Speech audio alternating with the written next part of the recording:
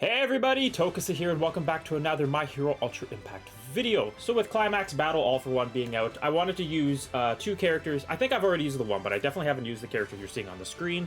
And it basically makes All For One incredibly easy. And that's just because of the barrier play, and this is where Celebration's Todoroki actually is phenomenal for this. So him alongside Nighteye. I might have done it with Nighteye already, and I didn't really want to make it about Nighteye because he's a lot harder to obtain because you needed Celebration's Bakugo to beat his Climax Battle, and his Climax Battle is a pain in the butt. So not everybody has this Nighteye, but for those that do, you can use Todoroki and Nighteye beside each other, and then this fight just becomes a breeze. And I'll show you the team. So there's actually an easier way to even do this. This is the team that I use. Actually, I'll set it up right now. Basically, on this final slot, whoops, you just want to have somebody that can stun. If you can throw somebody here that can stun, it becomes even like that much easier. So I like to throw even Vigilante Deku here. You get this extra stun with him, and then you're just off to the races. This boy can just crush all, destroy all, and is just very good after that. So I feel like this is probably the most optimal setup. Now, you might not even need both units in the back row, and I'll explain why, but I'll hop in, I'll do a run, and just kind of go through what I use. I use Endeavor here because obviously he's blue. He annihilates this entire Climax held because All For One and the no moves are, of course, red. So it is very easy to use Endeavor here, and he just completely decimates everything that's on the screen. But, of course, why Todoroki and Nighteye are so broken in this is because they have two ways, their action skill, their one action skill, and their 1+ Ultra, that give barrier to the whole team, essentially, right? And that's what makes them as good as they are. So I'll just do a quick run here just to give you an idea. And yeah, you just kind of see the team go crazy, right? And you don't really have to like play around with rotations or anything because they just do so much damage, or Endeavor does so much damage. If you do have Endeavor. Even if you don't have Endeavor, you just kind of have to like make sure when you get to the part. I'll wait till I'm there, but basically you just want to make sure one, your action skill, or two, your plus ultra is available while All For One is plus ultra. That's all you need. As long as you have one of the action skill, one of the abilities that has barrier, you're basically golden to go all the way. So we'll just kind of go through all the steps here, and yeah, I'm sure most people can beat All For One for now, but still, for those that haven't, maybe those that are new to the game, I feel like this is still good to, cover just for the sake of, individuals that have not beaten this. So that is what I will do. So we're just chipping away at All For One here. Actually, I think I might have made a mistake here, but this is good. That's exactly okay with me. Oh, actually, I lied. This actually worked out in my favor. So I didn't want to phase All For One there because I don't have any barrier effect in play, but now we do. Personal preference, I would prefer. Okay, so here's the first step with barrier play. So he goes after Todoroki, which is what I actually preferred. So on this phase, if you have barrier, you're not going to get knocked back whatsoever. But he did auto normal Shoto Todoroki, so he'll get knocked back, which I prefer because I like when Endeavor stays in the front lineup because the boy just does damage, right? And Nighteye is literally no different than Todoroki because this AoE here gives the a barrier to the whole team that nullifies one hit, and so does his plus ultra. So it works out pretty well. Right here, we're just gonna do plus ultras. Not attack with Nighteye. I could have attacked Nighteye. There was no point not to really, but I just want to keep everything aligned, right? So that is what I did. All your action skills get reset anyways when you get All For One down to his final stage. So it actually isn't that important to keep everything aligned. Just make sure you have a character that gets buried to the whole team like that, right? See who he normals. So he does normal Endeavor here. So this is where it's like a big reset essentially to him, and about all your action skills are back. So just having somebody here with barrier is really all that matters. And then it is basically a free run home. I probably said that analysis wrong, but that's all it is, right? So even better that we landed the stun, even though it completely wasn't necessary whatsoever. Why Nighteye is also just so broken in here. But essentially now we just kind of beat him up till he gets beat by normals.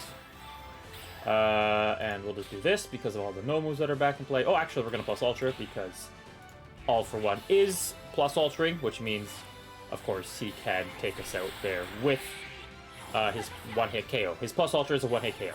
But when everybody has barriers, you completely ignore it. So, and there he goes with the normal. So, very easy run. Like, if you have these two, just barrier play is really how you beat this all for one. You essentially can almost auto it at this point, but yeah, this is kind of how I go throughout it. It's just very simple, yeah, it's how I get to the finish line with all for one very easily. And it's really easy to get this extra 20. I'll see if I can show you it here. But basically, you just get it from the one Nomu, and I'm pretty sure it's just RNG. I don't think there's like a special way to obtain the extra 20. I feel like it's always like that, honestly. If there is ways to get that extra 20 in every climax battle, I am unaware, because I don't care. I just beat it and I move on with my day. But I'll just try to show it here. I'll probably just do the entire run again. But I'll speed it up and not talk as much. But yeah, if you don't have much barrier play in here, I find that... Wait, let me show you the Nomu. It's usually the one on the left you have to KO. So I didn't KO him in one turn, so I might not actually get the... see, I only got one there. So if you are being picky, you would just forfeit and redo it again. But that's essentially all it is. But yeah, if you don't have the barrier effect in play, like you don't have Todoroki, or you don't have Nighteye, or you don't have somebody that gives barrier, like Hiroshima can do it too, right? I feel like stun is the next best thing you can do, right? Because you saw in that final phase, right before he plus ultra'd, you can stun him. So, Vigilante Deku, Nighteye once again, but like, wow, I'm blanking. Units that can stun off of, that can stun though, can really like change the tides of the fight as well, so. That is just another option you can do, so I would recommend that. Okay, we did obliterate him there, and then we'll find out right here after normals. We did get 2, if you saw the briefcases on the right side there, so now I can just continue on with my day. Now, I only did that for the video. Like I said, I don't actually pay attention to that part that much. But, yeah. If that's something you're chasing, it's a very easy reset, unlike, you know, Redestro, where you have to take out his 2 minions to find out you even get the 2, which is like a couple more minutes of your time that you have to waste. While here, it's literally, especially if you have somebody like Endeavor that can just one-shot them out of the game, it's just a one action skill chain. If you didn't get it, you reset. You did, you move on.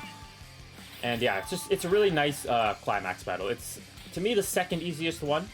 Now, obviously, I say that because I have the majority of the characters in the game. I think the only other one that's easier than this is Gentle Criminal. And Gentle Criminal is actually, like, can be quite useful. I have to get this all for one up still before I can make any, like, final judgments to where I would even use this character. But any unit at level 130 UR plus, right, is going to look pretty good, so still essentially the goal. So it looks like he has a problem with Todoroki again, which is okay. We already saw, like, how this plays out. Todoroki will get knocked back. And then, yeah, Endeavor can still just absolutely go. So I was kind of hoping that you would see the other side of it, and it's not really that much different. So the only thing that is different is when Endeavor gets knocked back, because he will target Endeavor at times. I'll basically just have Nighteye and Todoroki, and then I'm just invincible. But the fight is much longer, so you know what? Now that I think about it, I'm actually quite happy I don't have to deal with that. And Endeavor will absolutely obliterate the Nomus here, and our action skills will get reset no matter what, so. We do land the stun, but I'm pretty sure that doesn't matter at this part. Oh, it does actually. I lied. Never mind. He is completely affected by it, so we don't have to worry about that at all. And this will get us our action, or plus ultras, so even if he is the plus ultra when he gets back up. Oh, no, never mind. He reset our skills there. So, even better, it's just going to be a cleaner KO than previous. He's not even going to plus ultra, right? So these are just all free hit marks. Very easy clear, right? You land that stun before his final phase, or even as he is plus ultraing on the final phase. It's pretty much a free home run. So, pretty good. But yeah, barrier play in this is by far the best thing you can bring into this fight. It's very simple, and yeah, as you can see, if you have these two characters, you are pretty much golden, and you can go all the way home. So, Todoroki and Mr. Nighteye do very well here, so yeah, let me know what other teams that you are using for these fights. I find that these two just work the best. And, you know, I had Vigilante Deku there, but I didn't even really get to show him. There are very rare instances where I don't have barrier up, but I honestly don't ever see it. But when I do, Vigilante Deku has come in there, stunned him, and then didn't matter if the fight was over also. So If you have these two, highly recommend using for the Climax Battle All for One. Makes it very easy. Anyways, thank y'all for watching, and until the next one, take care, best of luck for the Climax Battle, and showcase on Ochako soon. I forgot to mention that. I actually pulled her. Let me show you. I made a short on it, but I did pull Ochako on my final multi. I mean, I only threw 2 multis at the banner, but I figured, why not, right? To get the 50 shards, in case I pulled her, I get all of, like, the easiest way to level her up without using my own stars. But I did pull the girl, so we'll have a showcase on her eventually, whenever times 5 raids come back, because right now it is rough. But yeah, Ochako is here, so wanted to say that before I go. Anyways, expect a showcase on her soon. Best of luck for All for One. And until the next one, take care, and Tokus out.